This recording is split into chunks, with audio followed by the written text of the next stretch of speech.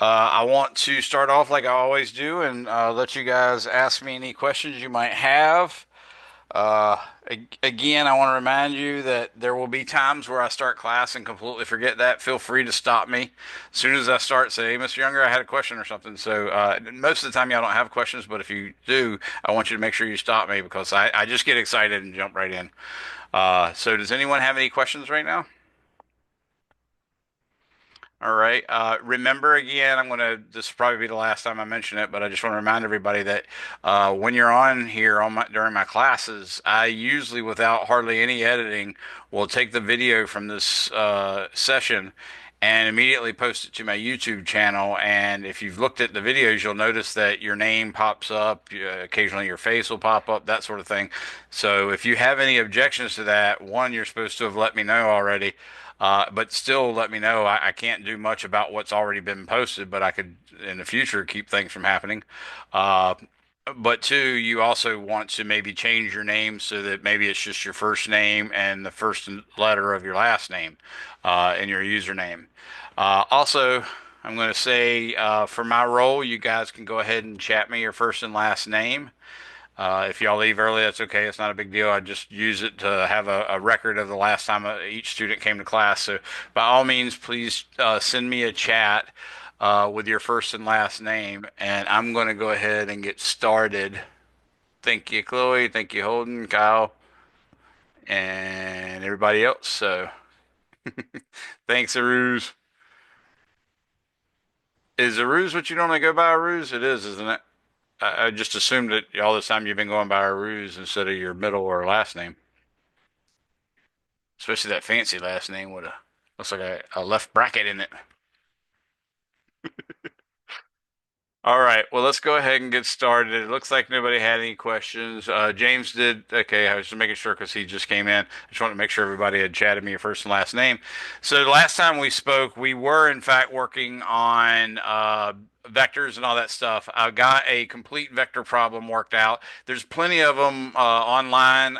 There's plenty of them that I've made, and you've got access to several of the videos, both in your module for week 2 and week 3 as well as in my YouTube channel. So definitely check it out there if you need more.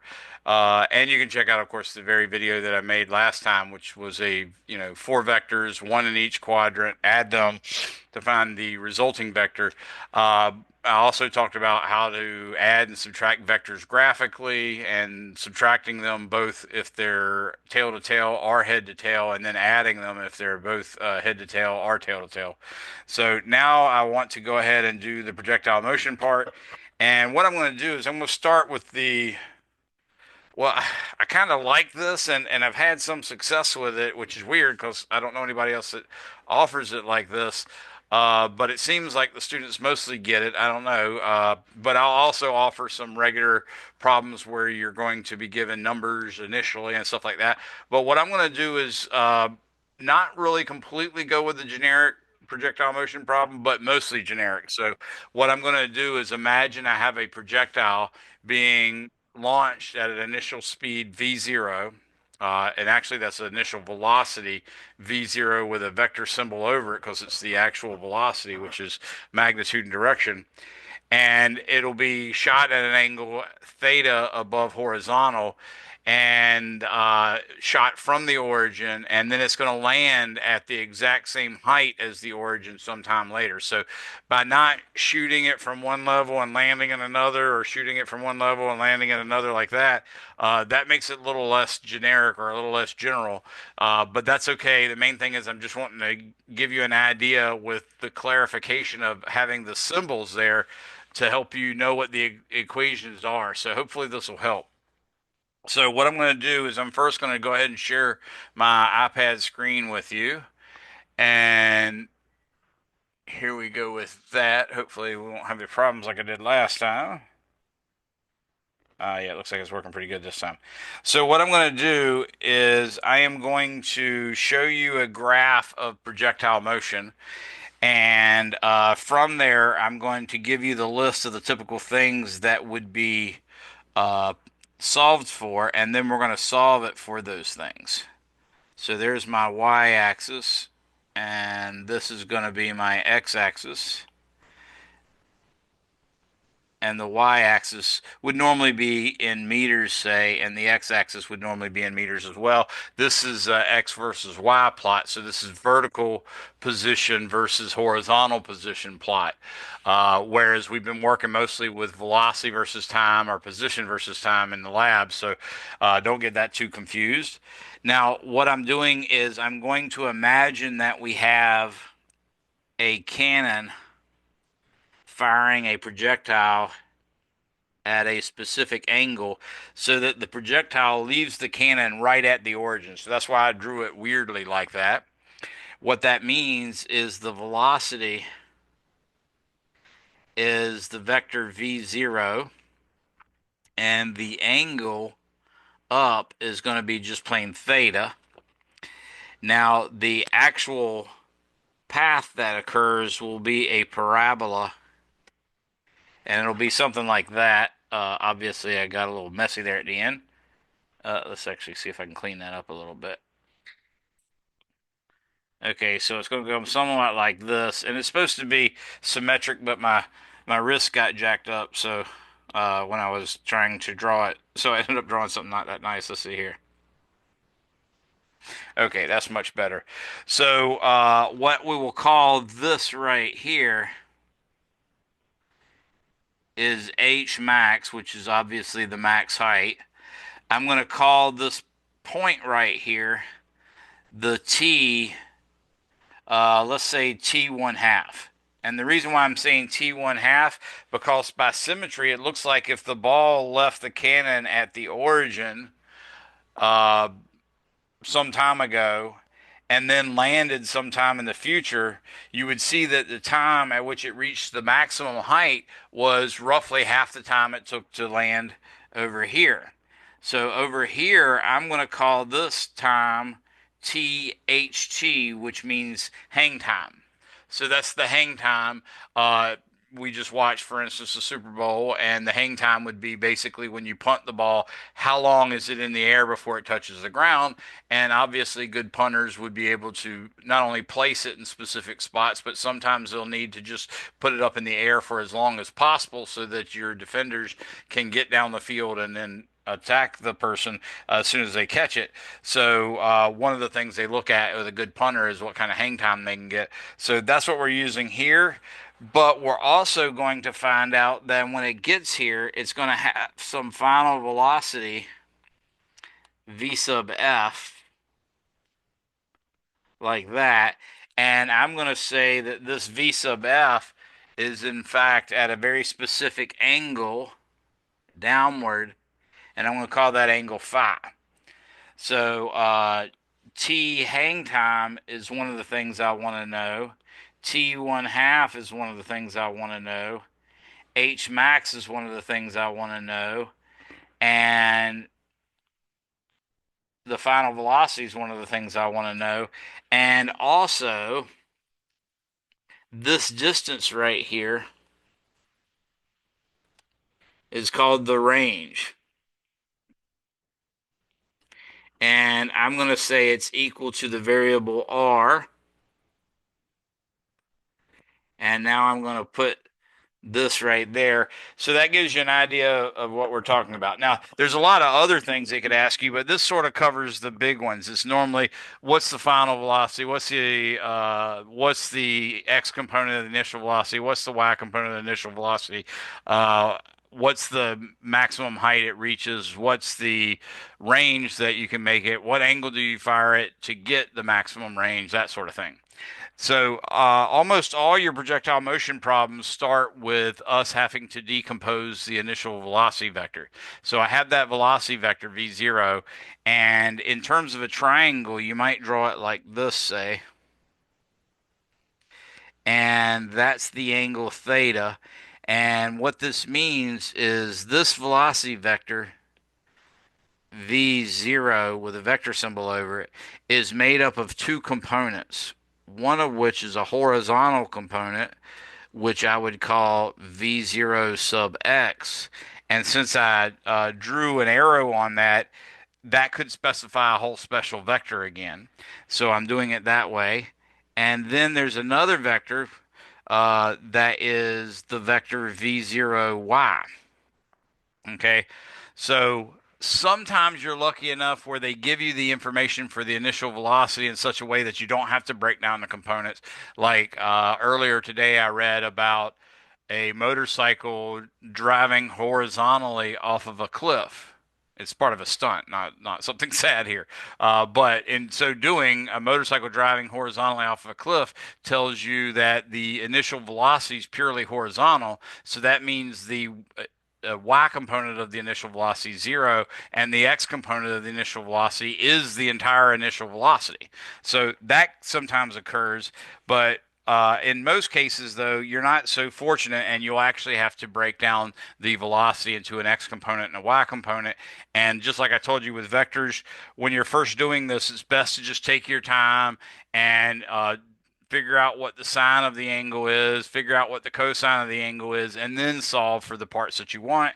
So I'm going to act that way, and I'm going to say the sine of the angle theta from my mnemonic is some old horse. So that sine of theta equals opposite over hypotenuse because it's sum for sine, old for opposite, and horse for hypotenuse. So if I look at the angle theta, I can see that the length of that triangle side opposite the angle, the v is v0y, and then the hypotenuse has a length v0.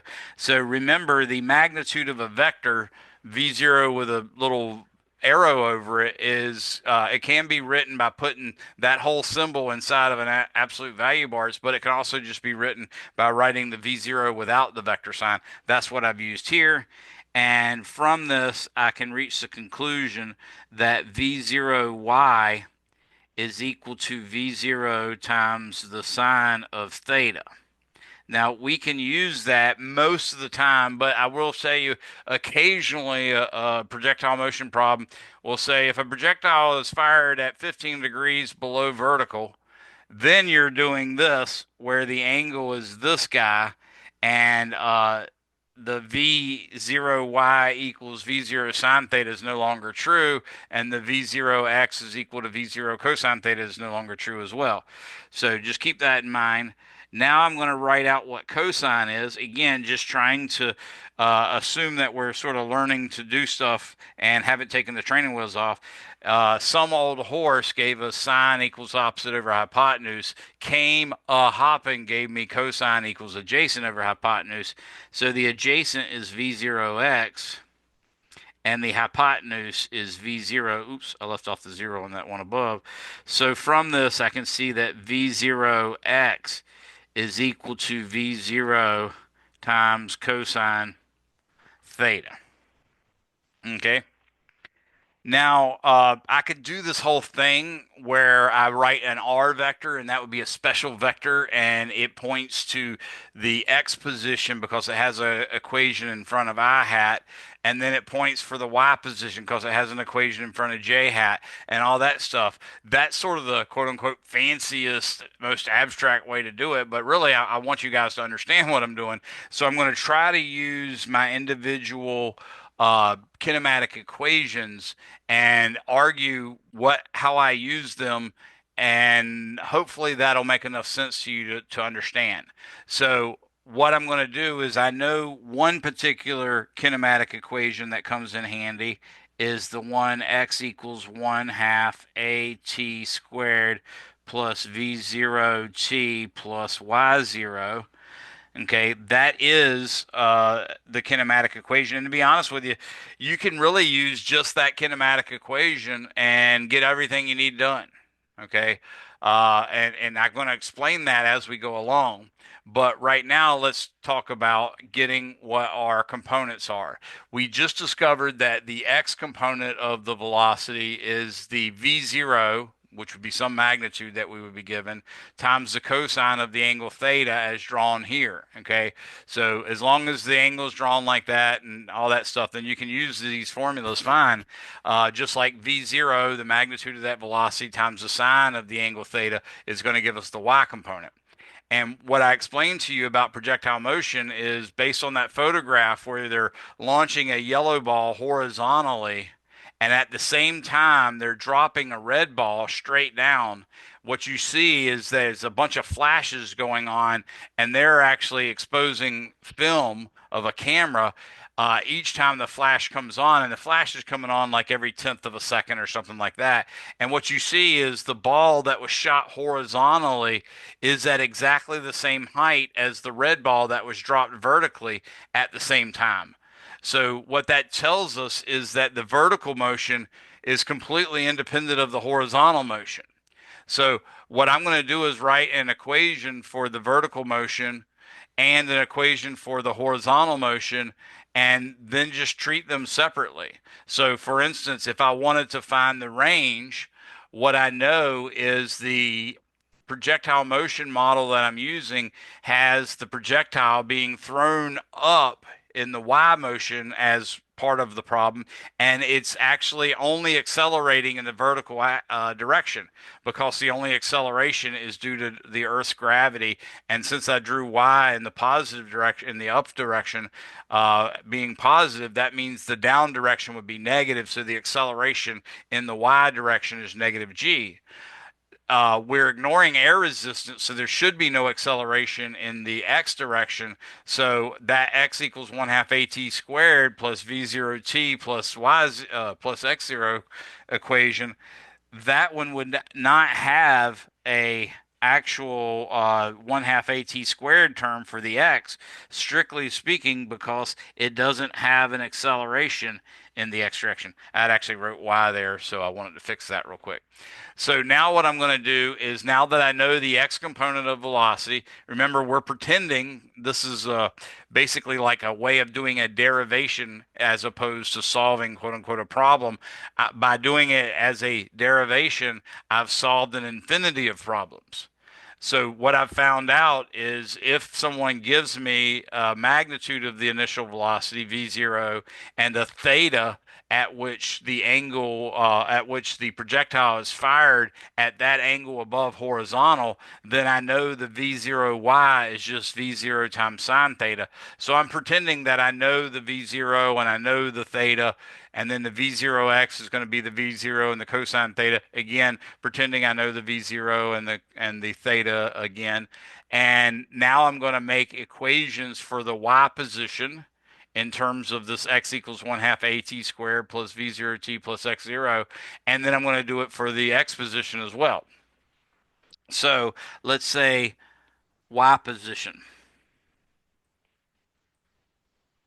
So what I mean by that is, in two dimensions, we're going to have a ordered pair of parenthesis x comma y close parenthesis, and the x is called the ordinate, and the x is called the abscissa, and the y is called the ordinate. And the y can be given, which is again the ordinate, can be given by this exact kinematic equation that I have right above it. Only instead of me writing it in terms of x's, I'm going to write it in terms of y. So the y equation, which we can just call y, or you might think of it as y as a function of t, both of which are perfectly fine. The acceleration in this case is going to be negative 1 half g, and I think I need to give myself a little bit more room, so I'm going to write it a little further to the left. Let's say y, which equals y of t, is equal to negative 1 half gt squared. Now I've got to take, instead of just v0, I want the y component of v0. So I'm going to write uh, v0t. I put the t here so it won't be confused as to what the sign is being taken of. If I put the t after the theta, there might be some confusion as to whether I'm taking the sine of theta or if I'm taking the sine of theta times t. So I'll put it this way. And now I've also got to take the initial position in the y direction. But as you can see from the origin here, that gives me x 0 equals 0 and y0 equals 0. So that's all I have for this equation. And we can make use of that later, as you'll see. Now, what I'm going to do now is I'm going to take purple and use that to find the x position. So x position.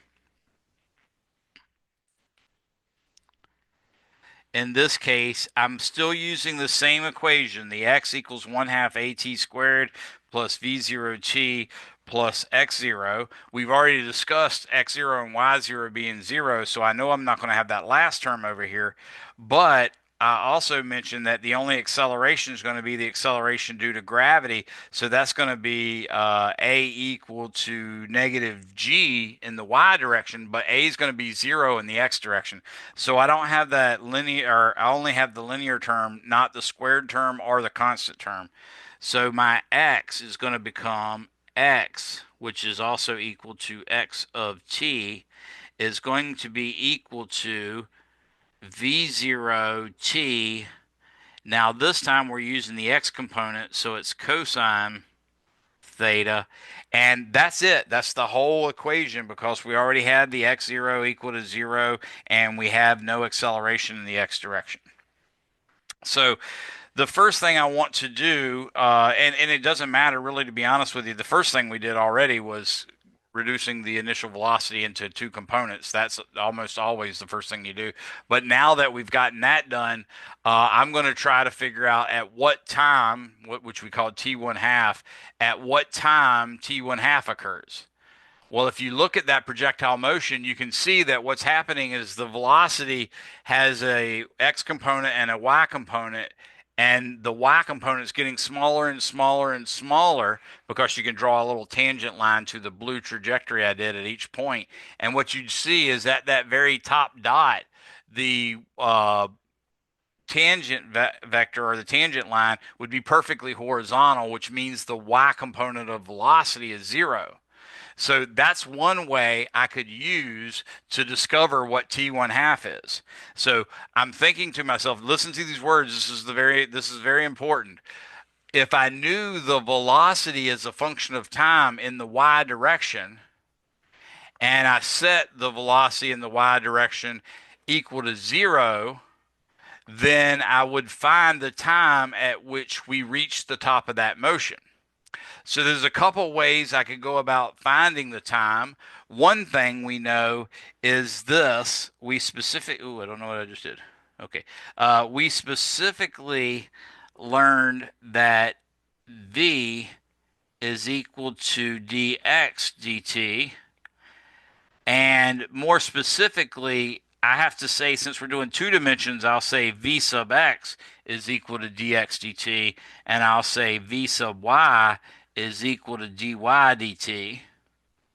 And then also we know a sub x would be equal to dvx over dt, and a sub y would equal to dvy over dt. So we always have those principles we can use. So what I could do is say, hey, I know that y as a function of time is negative 1 half gt squared plus v0t sine theta. If I took the derivative of that, I would get the actual velocity in the y direction as a function of time. So let's do that. And then I'm also going to show you another way, which is just using another kinematic equation. This is basically y motion where there's a constant acceleration. And even if you don't remember where it came from, which would make this obvious, then you still happen to remember that the equation v equals v0 plus at is an equation. So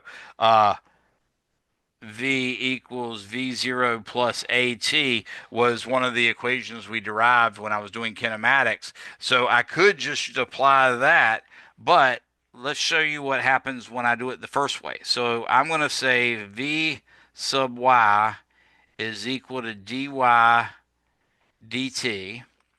And when I take the derivative of this y as a function of time, the 1 half and the g and the negative, they're all constants, but the derivative of t squared is 2t.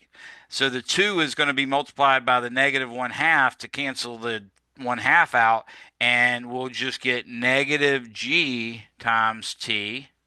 Now, the derivative of v0t sine theta is just v0 sine theta. So I'm going to say plus v0 sine theta, which I think you'll recognize now as this little part. That's just v0, except it happens to be in the x direction, so it had that sign on it. And the at is this. The a is negative g and the t is t. So you can see that it gave me the exact same equation either way. So whether you thought about just using the kinematic equation like I drew up there, or if you thought about taking the derivative, that works too. But like I said, if we had the equation for the velocity in the y direction as a function of time, the key aspect of t1 half is that the velocity in the y direction is zero. So I'm going to go ahead and set that equal to zero. So I'm going to say, and this is to find t1 half, I'm setting it equal to zero. Now you can see I've got a negative gt plus v0 sine theta equals zero. So that gives me t1 half is equal to v0 sine theta divided by g. So that is, in fact, the time at which the projectile reaches its max height. So I can go ahead and circle this off. I'm going to circle it off in blue. And that is a general expression that'll work for any problem that you start and stop at the same height. In other words, whatever the launch height is has to be the landing height, or you have to play with some things if it's not. So I've given you a general response, or a general result for your ability to find T1 half. Now that I know T1 half, if I actually know what the y coordinate is at time T1 half, then I can actually use that to figure out what H max is, because that's exactly what H max is. Does that make sense to everyone? There, my chat window wasn't opened, and I was afraid y'all might be answering stuff. Why didn't you derivative the sine? Okay. So the theta was a constant. Someone asked why I didn't take the derivative of the sine or the cosine. Uh, Remember, the theta and the v0 are two constants that we were given. Something along the lines of a projectile is fired at 37 degrees above horizontal with an initial velocity of 20 meters per second. Then the v0 is 20 meters per second and the theta is 37 degrees. So there's no time in that. It's just a constant. So when you take the derivative of v0t sine theta, the v0 and the sine theta are constants, and the t is the only variable, so that's why it worked out that way. Uh, Now, as I said, to find h max, all I have to do is say h max is equal to y of t 1 half. In other words, if I take the y of t that I got up there and I plug in this time, then that should give me h max. So I'll be right on par with doing the rest of the problem. So I got negative g over 2. Notice I'm just trying to write it a little more succinctly. So instead of writing 1 half g, I wrote negative g over 2. Now I'm going to put in there v0 sine theta over g. Now that's time, so I got to square it. Plus, now I have a v0. Time is going to be v0 sine theta over g, and then times sine of theta. So hopefully y'all can see that that is me just taking this time and plugging it in here and here. So everybody see that's what that is? Anybody have any questions on that one? All right, now I'm going to work through the algebra and get it a little cleaned up. Notice the first term has a g squared in the denominator and a g on top that's a negative g over 2. So I'm going to get for that first term V0 squared, remember the time is squared, times the sine squared theta, negative in front of it, divided by, now all that's left is a 2 and a g in the denominator. Now I'm going to take the second term and multiplying all that out, you'll see that I get V0 times V0, which would be V0 squared, times sine squared theta, because I got a sine times a sine, and then all of that will be divided by G. Now, just to show you something a little more helpful, I'm going to push this plus over here. So in order for me to combine these two fractions, it'd be really super if I had a common denominator. So if I take that second term and I multiply it by 2 over 2, then I would have a common denominator and I could carry on. So what I'm going to do now is I'll see that I've got 2v0 squared sine squared theta minus v0 squared sine squared theta. So that's just v0 squared sine squared theta. And all of this is over 2g. So that is the actual h max. So I'll say h max, meaning the max height, is this quantity right here, v0 squared sine squared theta over 2g. Any questions on that? So notice how I did the t1 half. I set the y component of velocity equal to 0, solved for t, and got the answer. Now, if I wanted to explain how I got H max, I then took that T1 half and plugged it into the Y equation, which is the equation for the Y ordinate at any point in time. So now I've got two of those variables. If I wanted the hang time, you notice that by symmetry, I could just multiply it by 2. That was the whole reason that I called it T1 half. But I don't want you hinging on that because you need to know how to do it in the event that the projectile is fired at one height and landing at another. So that actually makes it non-symmetric and you can't just use those tricks. But what you can do is you can say, wait a second, I've got y as a function of time. That's the y of t equals negative 1 half gt squared plus v0 t sine theta. If I set that equal to 0, there's exactly two places where y equals 0. It's there and there. So that's what I'm going to do. I'm going to go ahead and set y equal to 0. So I'm going to say set y of t equal to 0 to find t hang time. So again, I've called that HT just to remind you of hang time because I think that's a mnemonic that most people probably can remember. So I'm going to do that now. And in so doing, I get 0 is equal to negative g over 2 t squared plus v0t sine theta. Now there's a common factor of t in both of those, so I can put that off to the side and say t times negative g over 2 t plus v0 sine theta, and that's all equal to 0. Now, I've got two numbers multiplied by each other. One number is t, the other number is what's in the parentheses. And because of that, either the t has to be equal to 0 or the thing in parentheses have to be 0. So I'll say, therefore, t is equal to 0 or, now in this case, it's t equals 0, which corresponds to when the projectile left the cannon, say.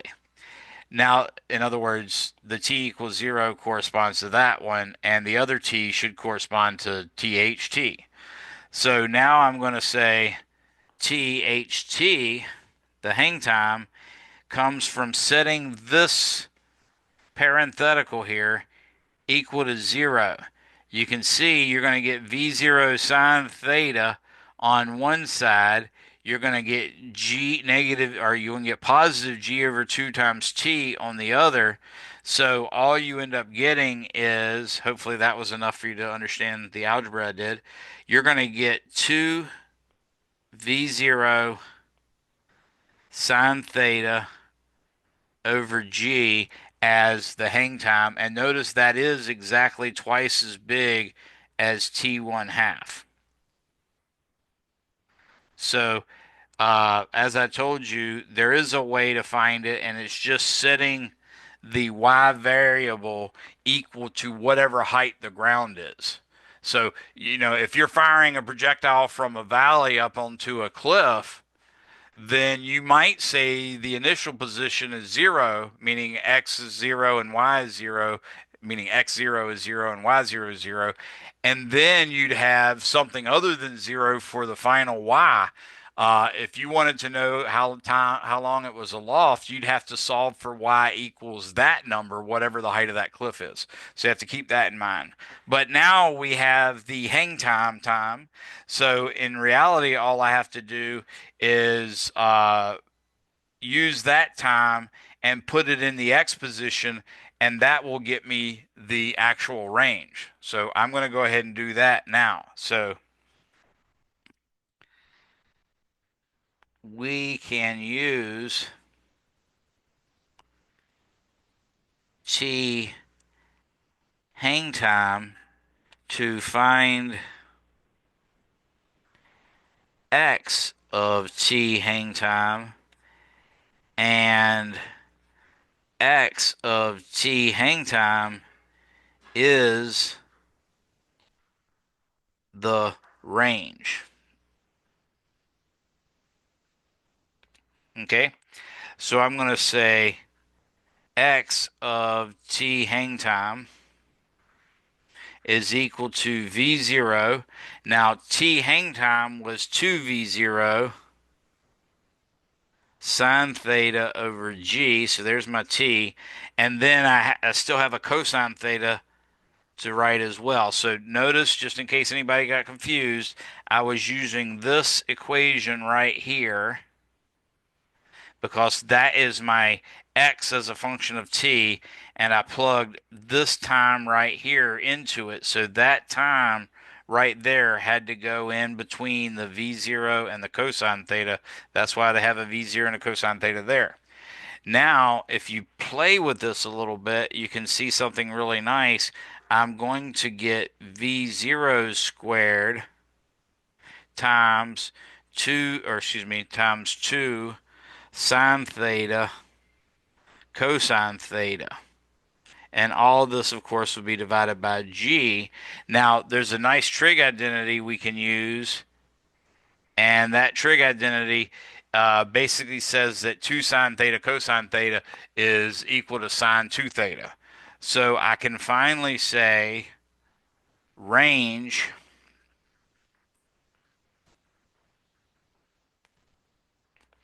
is equal to v0 squared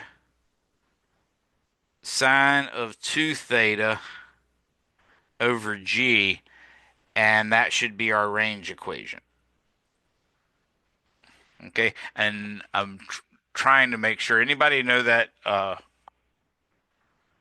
trig identity off their head, off the top of your head, because for a second there I was afraid it was supposed to be sine squared of 2 theta, but I think it's just sine theta.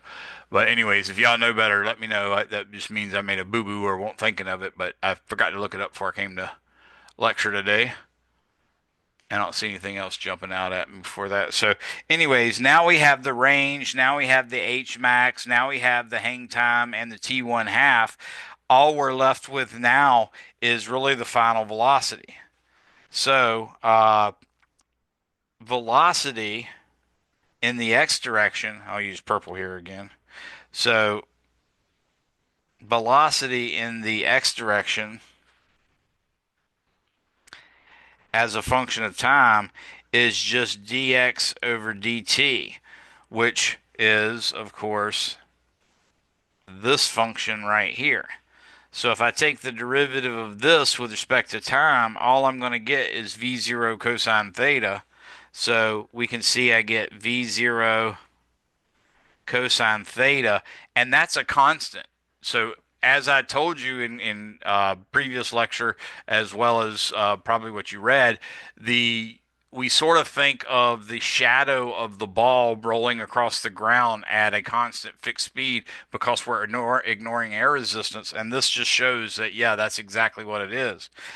Because of that, we know that the x component of velocity at every point along this parabolic path is always going to be v0 times cosine theta. So in other words, the x component of the final velocity is v0 cosine theta. So vf in the x direction is equal to v0 cosine theta.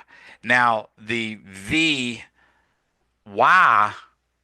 final is given by the v function, which we worked out earlier. Remember, I took the derivative of y with respect to time, and I got negative gt plus v0 sine theta. So I can do that and set the time equal to t hang time, and that will give me the y component of velocity final. Okay, so v final y is actually equal to, I'll do it like that. I'll say dy over dt, and this is when t equals t hang time. Okay, so we already computed that function. That function is negative g times t, which of course we're now going to use 2v0 sine theta over g. And then the other part of it is plus v0 sine theta. So what we can see here is the negative g and the g in the bottom are going to cancel each other out. That's going to mean this g cancels out with that g, and I end up getting v0 sine theta minus 2 v0 sine theta, which lo and behold means that v final sub y is just negative v0 sine theta. Now, hopefully that's enough for you to see that the two velocities, the v0 that we had initially and the v final that we have at the end, have exactly the same magnitudes. In fact, the only thing that's happened is the y component is now downward, whereas the y component previously was upward. So I've got these two things, and in some sense, we could just go ahead and say v final is equal to v0 cosine theta I hat minus v0 sine theta j hat. And in some sense, you have the final velocity. That's completely it. What I normally request, though, is I would give you, for instance, the initial velocity in a magnitude and direction format. Like I'd say the initial velocity is 20 meters per second at 37 degrees above horizontal. So I would expect that vector to come back to me that way. To to do that, what we have to do is now draw the x and y components of velocity. And it also, I think, will help you see for sure what I was trying to tell you is that the two velocities are, in fact, the same magnitude and very closely related in direction. So let me show you on the next page. I'm going to make a coordinate system, and I'm making it in a very special way where I can have the quadrant that's most relevant to me. So there's my y, there's my x, like this. And I've already drawn what the final velocity should look like. Uh, I drew it earlier, but you can say this is the magnitude VF. And I said that this angle right here is phi. I'm going to say that this component right here and this component right here are the parts that we need most. Okay.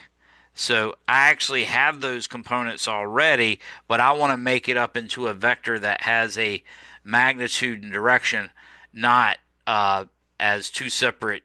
X component, Y component thing. I don't know why, but I'm OCDing about this arrow. So uh, this quantity right here is just V0 cosine theta, as we found from this right here, and that came from that, of course, right? Now, by drawing this other one downward, I've already handled the fact that it's a negative, but this side is V0 sine of theta.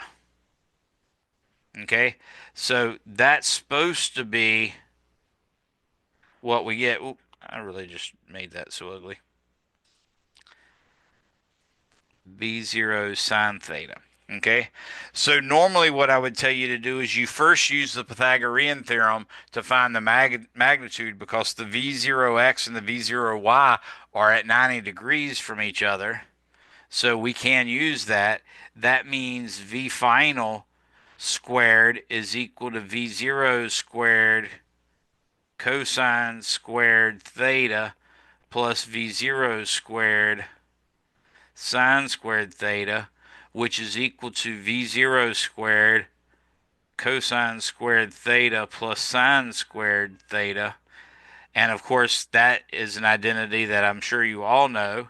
So we just figured out that the velocity does, in fact, have the same magnitude final as it did initially. I normally tell my students this is why we advise against having parties and shooting guns straight up in the air, obviously. Uh, you do have some protection in that. In reality, the velocity of the projectile on the way back down will be a little less, uh, but we get exactly the same velocity when we ignore air resistance. So in the case with no air resistance, if you shot the bullet up at, let's say, 600 miles per hour, it's going to come back down at 600 miles per hour at that same height. Now, yes, this in reality we do have air resistance, so it is going to slow it down. But would you be interested in wearing a air-filled uh, bulletproof vest? Because that's really what you're doing. You're relying on the air resistance to slow the bullet down to keep from hurting you. Yeah, I don't think we'd do that. So, anyways, don't shoot guns in the air. How about only use guns when you really have to? All right, now we've got another one. We've got, for instance, the way to find the angle phi. So the normal way, like I showed you last time in vectors, is you take the tangent of the angle phi, and tangent through our alley is tangent theta equals opposite over adjacent. So I'm going to write tangent phi is equal to opposite, which notice I'm going to drop the signs because I never use sines in my trig functions, and I find it a pain in the butt to do so. And then opposite over adjacent, the adjacent is V0 cosine theta. So I bet you all know not only this that sine squared plus cosine squared is equal to 1, which is the last trig identity I showed you. I bet you also know this one. What is sine over cosine?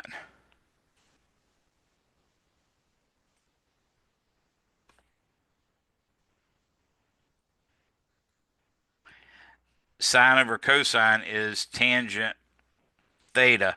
So what we've just found is that oops, is that phi is equal to theta, just like VF. This should have been squared. Just like VF squared is equal to V0 squared. Okay, so that's the final velocity. It just has a magnitude V0 uh, and at an angle phi equals theta. So, any questions on that projectile motion problem?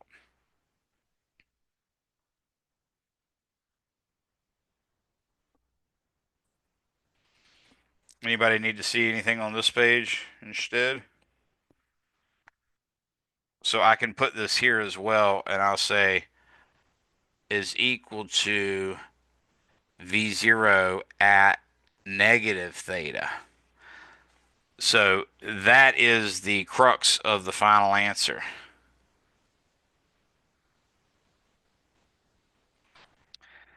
Okay. And hopefully y'all know how we did all those parts. Does anybody have any questions on any of that?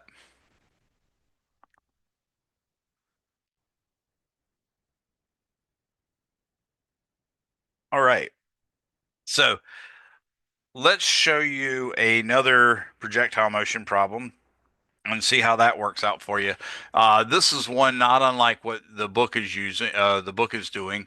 And basically, you're going to say a stunt driver is driving on a motorcycle horizontally, and they're driving at 50 at a height of 50.0 meters on a cliff.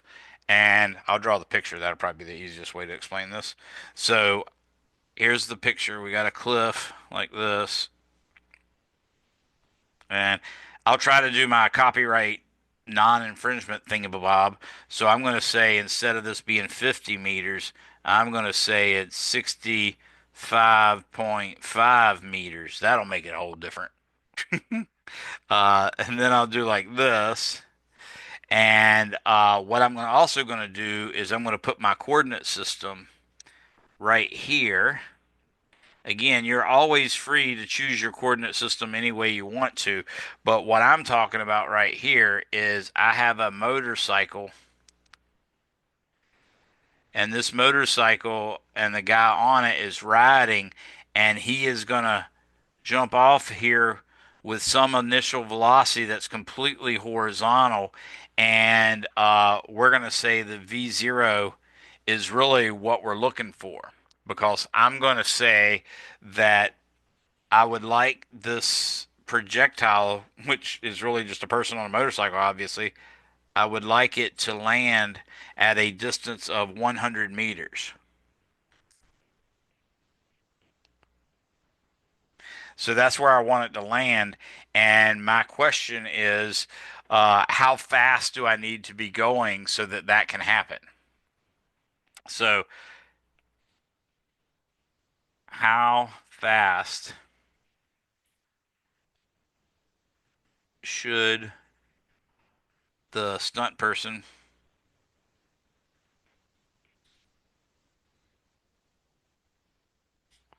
be moving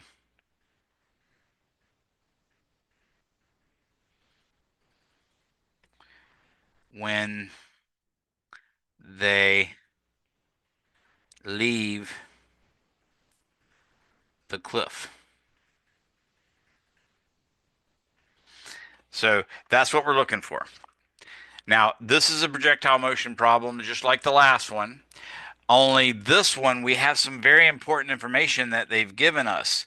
So, for instance, I know that my x0 is equal to 0. So, this is me writing out our solution. So, x0 is equal to 0.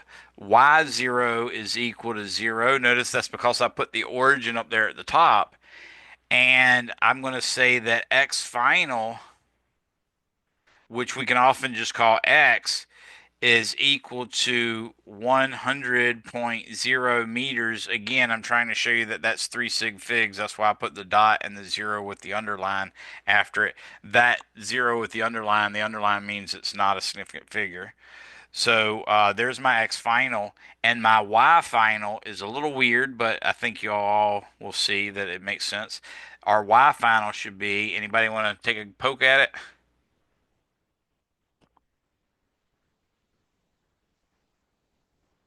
Feel free to type. Yep, there you go. Only one part you missed there, Aruz. Specifically, since I drew the x-axis or the y-axis pointing up, I have to say this is negative 65.5 meters. But I'm pretty sure that's probably what you meant anyways, just didn't take the time to write the negative. So we've got that information. Now, here's something else we have. The initial velocity in the y direction is equal to 0, and the initial velocity in the x direction is equal to v0, and that's the one that we're actually asking for. So I'm going to put a question mark by it there. I do have an acceleration in the x direction, or excuse me, an acceleration in the x direction is 0, but an acceleration in the y direction is negative 9.80, and that's meters per second every second. So that's a lot of information that we've got there. Now I just need to remember that I can treat the vertical motion separately from the horizontal motion. The horizontal motion is just one of constant velocity moving to the right. So if this dude jumped off at 60 miles per hour, or dudette, mind you, then they're going to continue to move to the right at 60 miles per hour. So if you were able to try to keep up with the shadow, if the sun was, say, shining straight down on the motorcycle rider and you were able to drive by that shadow would be moving at a constant 60 miles per hour the whole way. So we can now say that we can now use that information to predict basically how long it needs to be in the air so that it can go a distance of 100 meters in that time. Or alternatively, we can say, what if I dropped an object from a height of 65.5 meters? How long would it take it to hit the ground? Because since this motorcycle has no y component of velocity initially, the whole time that it takes to fall is exactly the same amount of time as it'd take if you jumped off of the cliff at, some horizontal velocity, whatever it is. So it's back to that red and yellow ball all over again. So that's what I'm going to do. I'm going to say to find t hang time, okay, set y of t equal to negative 65.5 meters. So that's what I'm going to do first. Now I've got to make up my y equation and my x equation. Remember, we did use basically x is equal to 1 half at squared plus v0t plus x0. Well, that's what I'm using here.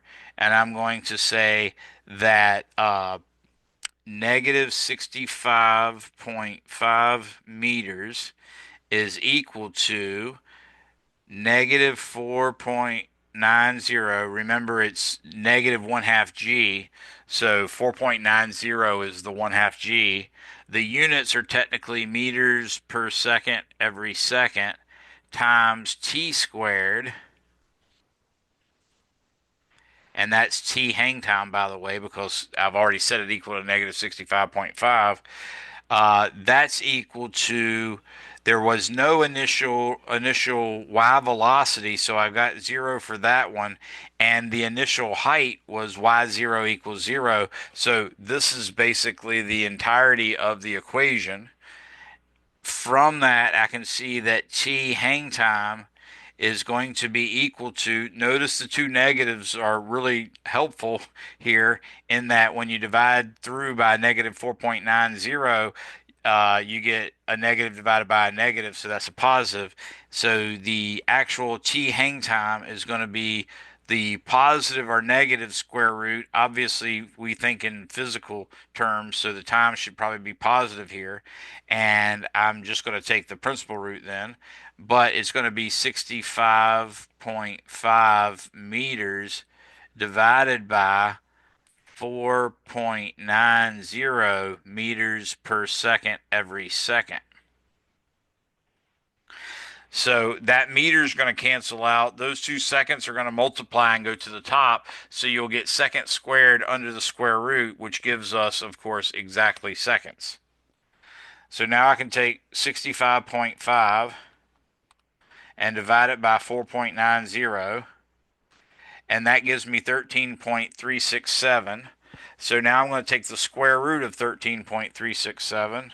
I just raise it to the 0.5 power, and then I have to tell it to make it into a decimal, but I get 3.656. And I'll say a 1 on there too. So 3.6561 seconds is the hang time. Now, I didn't need that hang time, but it was one of the variables I could solve. And then now that I know the hang time, that's exactly how much time the motorcycle has to move to the right while it's in the air before it hits the ground. So now I can just plug that into X. So plug t hang time into x of t to get the range,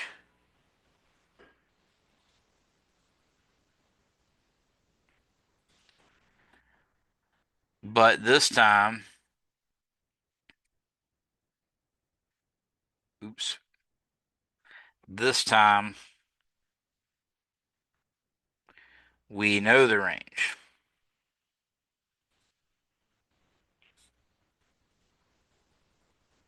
So instead, what we're going to do is take our x of t equation, which again, we're using this equation, but the acceleration in the x direction is zero. The initial position in the x direction is zero. So we're just going to have v0t, and v0 is just v0, not the x component, because remember it was only horizontal motion as we said here. So now I can go ahead and set that x of t. That is equal to v0 times t. Now, the v0 is what we want to know. That's why I just have to write it that way, and that's all we can do. But now I can use the range, which is how far it falls downfield, even though we normally use that from launching from one height and landing at the same height. But you can just use it as any distance that it's going to make it. So what I'm going to do is realize that that's supposed to be 100 meters. And of course, that's also, I added that point zero with an underbar on it for the sig figs. I'm setting that equal to V0 T hang time. So V0, but the T hang time we actually know. So I'm going to put 3.6561 seconds like that. And by the way, that only had three sig figs, so the 6 and the 1 are not significant. And finally, we can now solve for the final velocity. That should be equal to 100 divided by 3.6561, which is the last answer I found. So that's 27.35 meters per second. Actually, I'll say 351 meters per second. So if this stunt driver wants to actually land the motorcycle at the 100-meter mark, which is where the cameras are, then since they know the height of the cliff is 65.5 meters, they need to just make sure their speedometer is reading 27.351, which, by the way, that in miles per hour is times 2.236. So that's about 61 miles per hour. So nothing as scary as jumping off something around 200 feet high at 60 some miles per hour, and yeah, let's just land there at the bottom. But anyways, that's how you do that. Anybody have any questions on that one?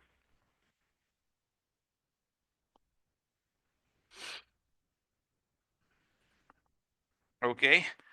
We can do other problems too. For instance, there's an example in your book with kicking a football. I kind of like that one.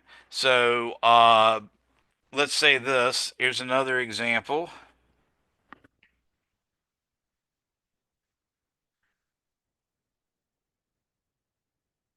Assume you kicked a football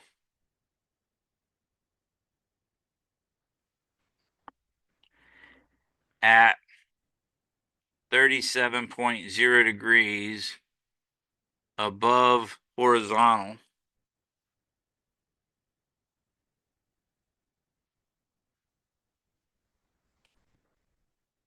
but oh, but at zero height. In other words, it's really close to the ground, so we're just going to assume it's kicked from ground height. even though, it could, if it was a punt, obviously a punt would be way higher than ground height. But if you're thinking of a kickoff off a tee, that might be slightly a little higher than zero, but we're going to ignore it. Okay. So assume you kicked a football at 37 degrees above horizontal with a speed of 20.0 meters per second. A,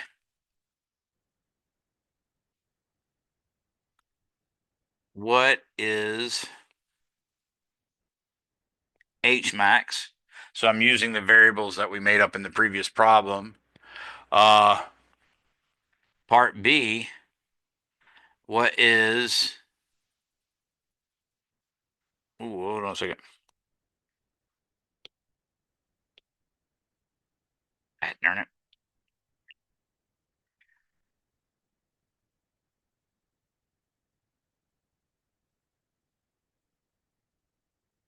The hang time, T hang time. And then part C,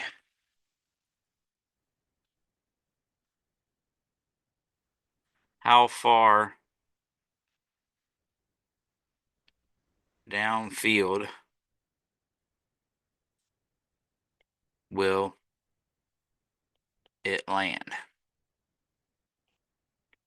And I'll say that's the range and put an R there. Okay, so that's what we called it before, is R. So that's what we're looking for here. I'm going to start this off like I did before. I'm not going to use those formulas, though I really could, okay, because that's exactly the kind of situation that I set up the derivation for. What I'm instead going to use is just sort of what we learned. And we know the projectile is going to go up like this and down like this. And we're looking for H max. And that means it might be helpful to have the T1 half. And then we're looking for T hang time. Okay, so that's something we do want. And we're also looking for the range. Okay, now what we were told was this initial velocity is 20.0 meters per second, and that angle that it's at is 37.0 degrees. So you might not realize it, but they're telling you, hey, this is a 3-4-5 triangle. Because remember, the 3-4-5 triangle has one of the angles is 36.87, which is essentially 37.0. So we can do that. If we think about it, to get 5 for the hypotenuse, this must be 5 times 4. And of course, the 37 is opposite the short side, so this must be 3 times 4. And then the 37 is adjacent to the long side, so this must be 4 times 4. So now from that, I know that V0x is actually equal to 4 times 4, or 16.0 meters per second. Similarly, the y component of velocity, v0y initially, is 3 times 4, which is 12.0 meters per second. Again, that's just using the right triangle the way that we tend to use it in the practice of physics or statics and dynamics and engineering. You could equally just say 20 times cosine 37 degrees, and it's going to give you 12.03. Oh, I did sine. No, I was like, why did I get why did I get that? I actually typed in 20 times the sine of 37 and I got 12.04 basically. And then I do 20 times the cosine of 37. This time I get 15.97, which is about 16.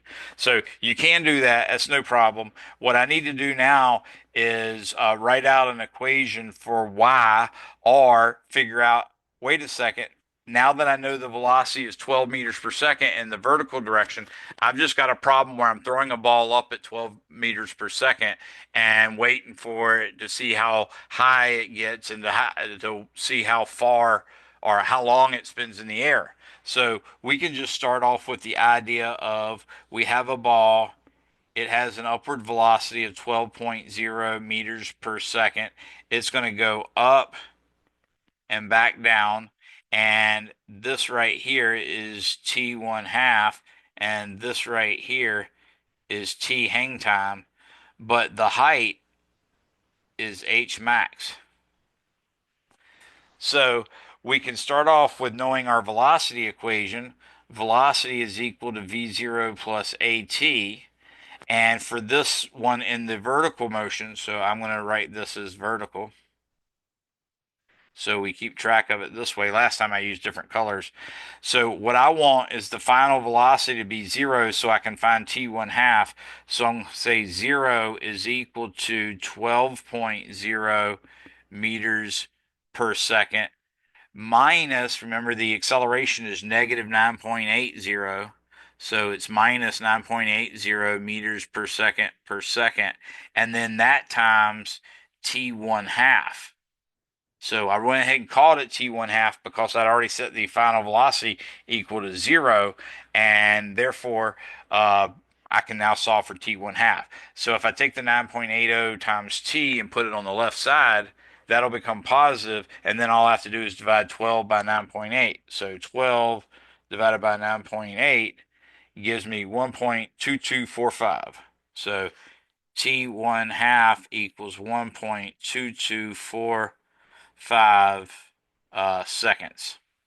Now, I only had three sig figs, so these last two figures are not significant, but that's how long it took to reach the max height. Now, I can use the T1 half and my X equation to figure out how far it went. I could also use that V0 squared equation, or the V squared equals V0 squared plus 2AX, but I think I'm going to use the Y equals negative 4.90 T squared plus 12.0 T. Notice I left the units off this time, and no initial height. So that's the Y as a function of T. If I put in the T1 half, then that'll give me H max. So I can say H max is equal to Y of T1 half, and that's equal to negative 4.90. I'm going to put the units in now. Meters per second times 1.2245 seconds squared plus 12.0 meters per second times 1.2245 seconds. And this gives us H max is equal to 4.90 negative 4.90 times 1.2245 squared plus 12 times 1.2245. Now that gives me 7.34. I don't really have the time to think about lining up the decimal places with the addition of the two terms. So I'm going to just go on the assumption that we have two decimal places in this answer. But the height I get is 7.3469.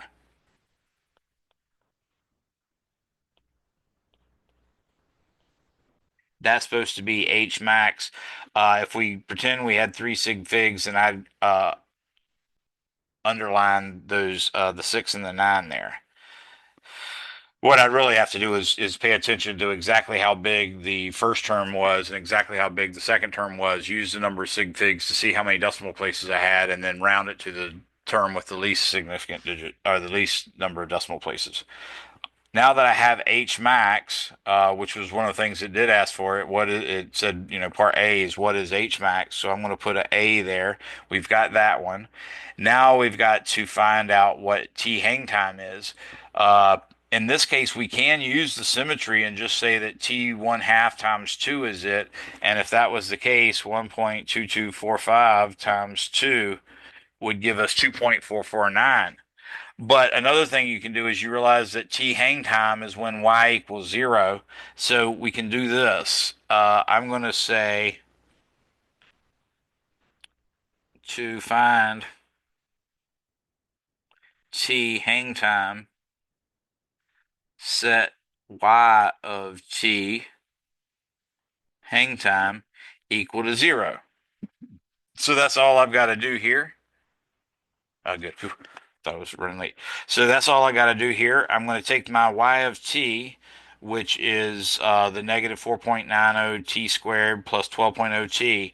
I'm going to actually set that equal to 0. So it says 0 is equal to negative 4.90 meters per second times t hang time squared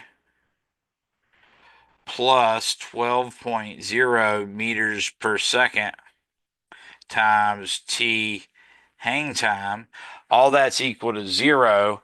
Obviously, there's a common factor of t hang time, so I can say 0 is equal to t hang time. That's not really the t hang time, as you'll see, but times negative 4.90 meters per second every second times t hang time plus 12.0 meters per second, like that. Obviously, t equals 0 is not equal to t hang time, but the other one, which is t hang time equals 12.0 meters per second divided by 4.90 meters per second, that will give me the hang time. So I'm going to take 12 and divide it by 4.90, and that gives me 2.4490 when I actually appropriately round. So the t hang time is exactly what we expected. It's twice t 1/2. I want to say, just to make sure everybody knows this is t hang time, I'm going to write t hang time over here. And now I'm going to box it off. And that's the way you make sure your answers are nice and clear. How far downfield will it land? Well, now that we know t hang time, forgot a t on here, we can just compute what x is at t hang time. So now I'm going to go to horizontal motion.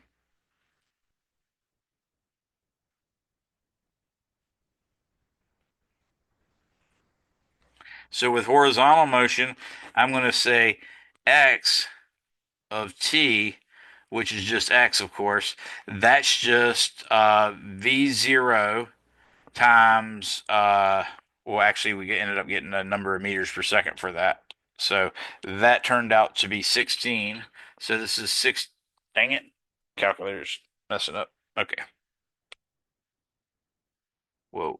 Come back here.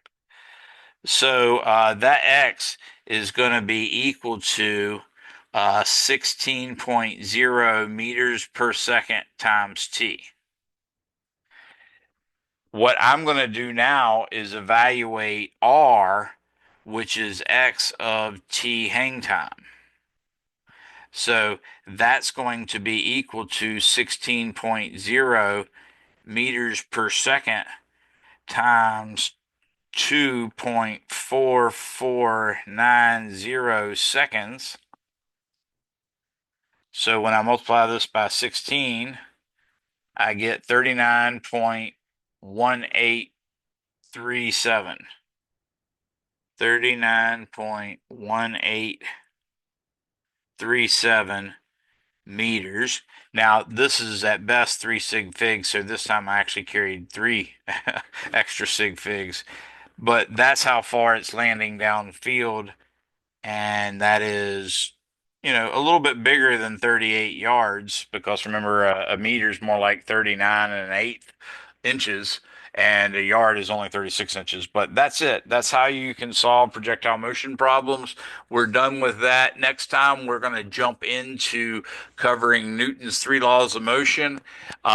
You might want to go ahead and look up Newton's first law, Newton's second law, Newton's third law, and read those sections about it because I'm going to jump in with a little description of it other than what you could find on your own on the videos and just show you how to use them.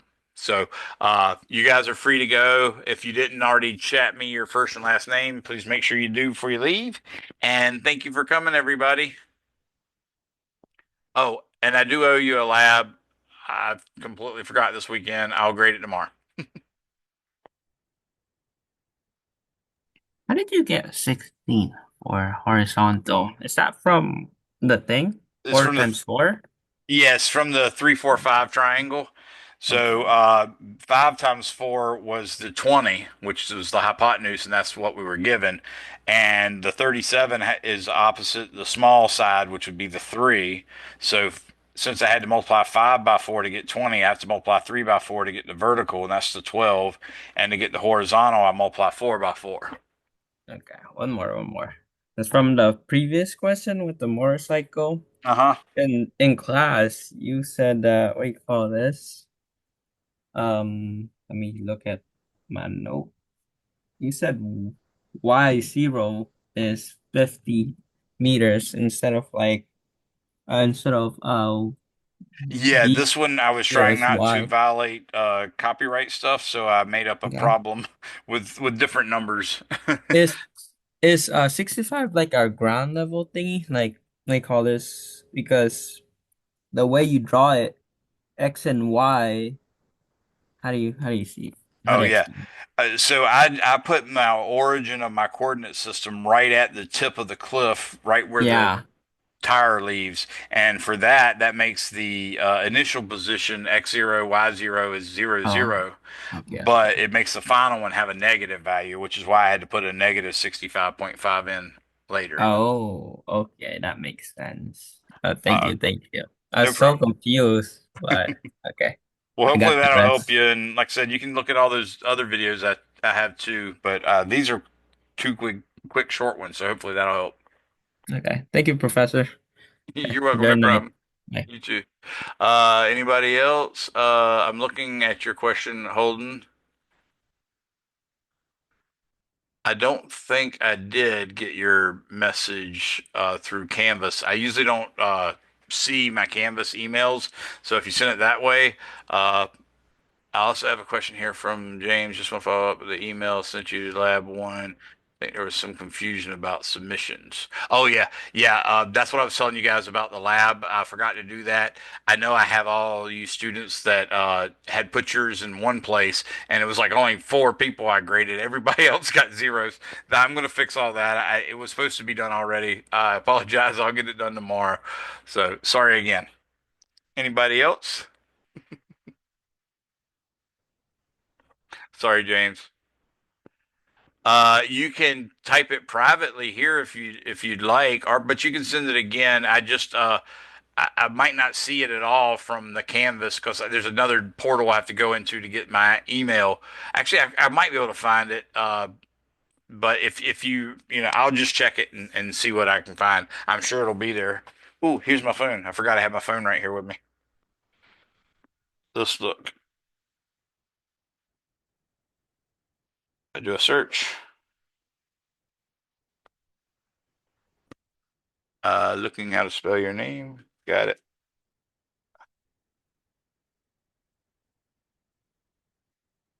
Yes, I did get it, and I thought I had replied because I've got a check by. Oh no, I got a check by it, so I didn't yet.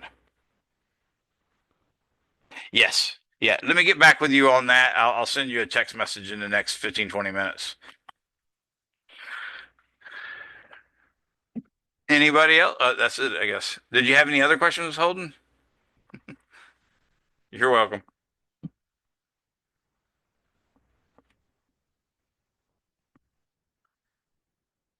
All right. Well, I guess that will be putting an end to it. Looks like no one else is coming, so I'm gonna go ahead and sign out. Start by stop sharing, and I'll see you folks next time. Bye bye.